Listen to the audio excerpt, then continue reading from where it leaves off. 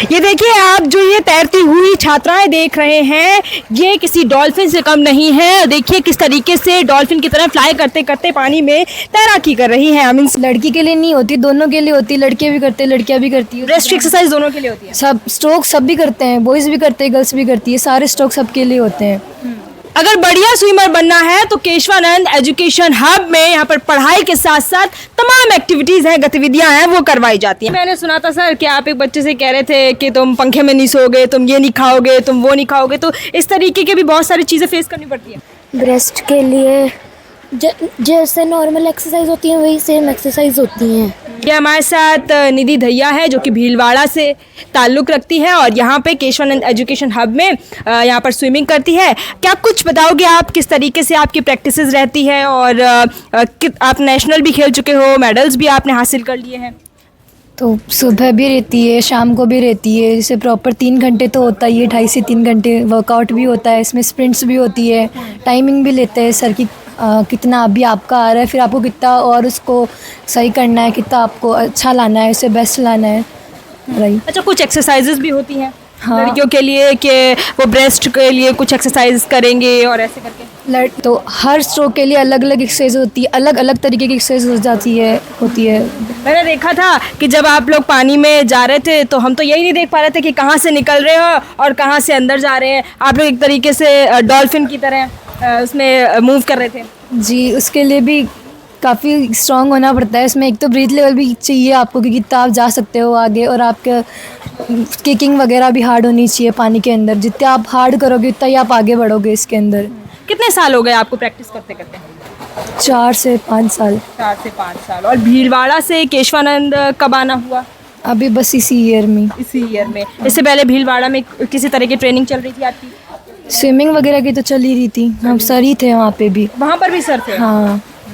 तो सर आपको वहाँ से लेकर यहाँ तक का जो सफ़र है उसमें हाथ है सर का? बिल्कुल बिल्कुल सर। अच्छा, यहाँ पर आप अपना कॉम्पिटिटर मानती है क्या किसी को, जिससे आप बोलती हो आजा भाई पानी के मैदान में चलते हैं? कॉम्पिटिटर तो क्या है, जैसे कि बॉयज़ में होती है तो उसमें ज़्यादा स्ट्रेंथ होती है, तो गर्ल्स का ये रहता है कि उनको आप पकड़ के चलोगे तो आप जितना आगे बढ़ पाओगे। बॉयज़ में ज़्यादा स्ट्रेंथ होती है? हाँ, उनमें तो ज़्यादा पावर होती है। तो आप गर्ल्स के लिए ये चैलेंज है कि आप बॉयज़ को पकड़ के चलो, तो आपका टाइमिंग और ज़्यादा बेस्ट रहेगा। सबसे बड़े दुश्मन भी लड़के ही हैं, सबसे बड़ा कॉम्पिटिटर भी लड़के ही हैं।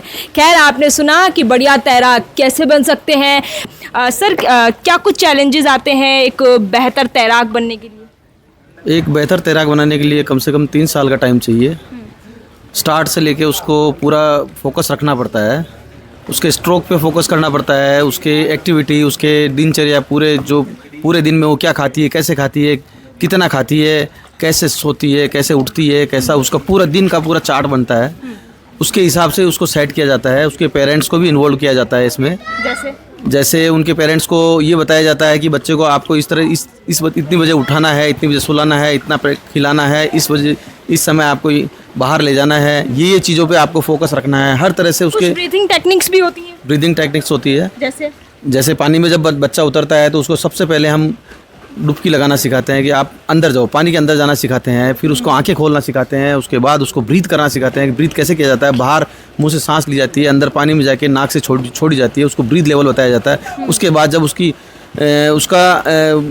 वो उस पानी के अंदर सेट हो जाती है बच्चा या बच्ची, तो उसके बाद उसको एक्टिविटी के लिए तैयार किया जाता है। उसको पहले किकिंग सिखाई जाती है, उसके बाद उसको फ्लोटिंग सिखाई जाती है। फ्लोटिंग के बाद में उसको बोर्ड पे किकिंग सिखाई जाती है। उसके बाद उसको गर्दन निकालना, नेक निकालना सिखाया जाता है। उसके बाद उसको स्ट्रोक पे वर्क किया जाता है। काफ़ी समय लगता है, उसके लिए हमें बहुत स्ट्रॉन्ग होना पड़ता है, बहुत मेंटली स्ट्रॉन्ग भी होना पड़ता है। बच्चे को भी हम प्रॉपर तरीके से मेडिटेशन करवाते हैं, उसको हम्बल करते हैं, उसको पॉजिटिविटी देते हैं, उसकी क्लासें लेते हैं। हर 7 दिन के अंदर हम बच्चे के साथ में बैठते हैं, उससे पूरी तरह से प्रॉपर तरीके से उसकी कमजोरियां पकड़ते हैं, उसको पुशअप करते हैं। मैंने सुना था सर कि आप एक बच्चे से कह रहे थे कि तुम पंखे में नहीं सोओगे, तुम ये नहीं खाओगे, तुम वो नहीं खाओगे, तो इस तरीके की भी बहुत सारी चीज़ें फेस करनी पड़ती है? बहुत फेस करनी पड़ती है। बच्चा मतलब माँ बाप ने पेरेंट्स तो बच्चा यहाँ छोड़ जाता है, पर एक एज ए पेरेंट्स हमें काम करना पड़ता है उसमें। और इन सर की बात करें जो कोच के रूप में यहाँ पर बच्चों को तमाम अलग अलग तरह की एक्टिविटीज़ से, टेक्निक से, जो कि सांस लेने में कैसा खाएं, क्या करें, क्या नहीं करें, तमाम तरह की जो ट्रेनिंग के दौरान बातें हैं वो याद दिलाते रहते हैं समय समय पर, और यहीं से बढ़िया तैराक है वो बन के जाते हैं, देश दुनिया में डंका बजाते हैं। और इस वक्त मैं मौजूद हूँ केशवानंद एजुकेशन हब के स्विमिंग पूल में। कैसा लगा आपको वीडियो? ज़्यादा से ज़्यादा इस वीडियो को लाइक, कमेंट और शेयर करिए।